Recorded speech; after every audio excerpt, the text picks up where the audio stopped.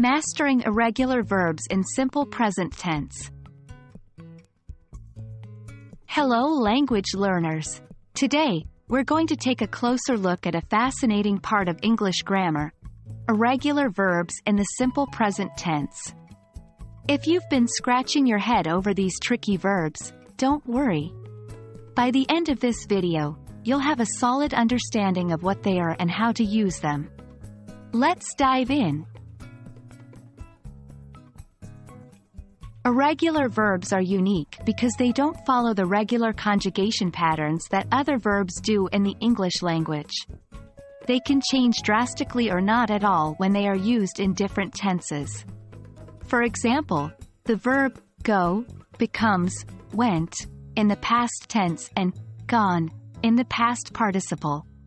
Notice how there's no regular ed ending like in talked or walked.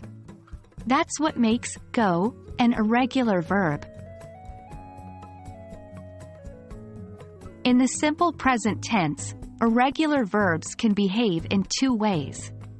1. Some irregular verbs do not change at all. For instance, the verb put stays put in the simple present tense, no matter who the subject is. Example: I put the book on the shelf. He puts the book on the shelf. Some irregular verbs change their form depending on the subject.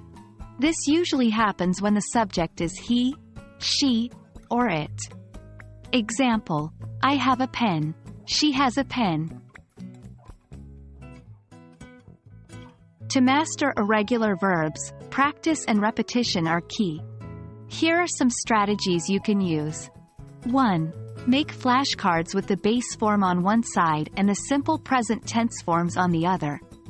Review these daily until you're comfortable with them. 2. Create sentences using these verbs in the simple present tense. The more you use them, the more natural they will feel. 3. Read a lot. The more you're exposed to these verbs in context, the better you'll understand their usage.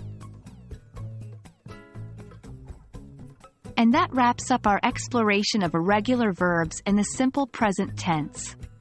Remember, learning these might seem daunting at first, but with regular practice, you'll get the hang of them. Keep up the good work, and see you in our next grammar adventure.